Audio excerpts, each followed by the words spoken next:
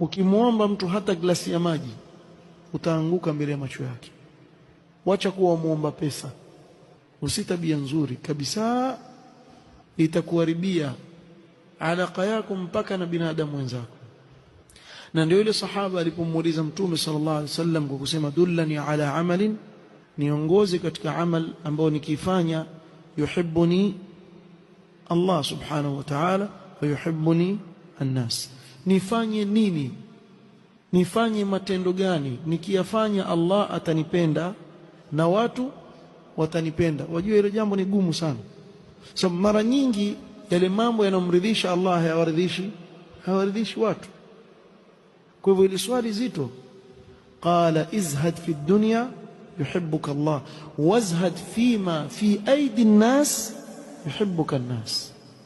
Ipe mgongo dunia, kuwa na zuhud na hii dunia, Allah atakupenda. Kisha uvipe mgongo vilivyoko katika mikono ya watu. Jifanye kama wewe huoni kabisa yule amejaaliwa kadha wa kadha katika dunia, wachana naye. Ikiwa imekujia wewe bila wewe kuomba, la basi, alhamdulillah, Allah amekuletea. Wataka chukua, ukitaka kataa, lakini hukuomba.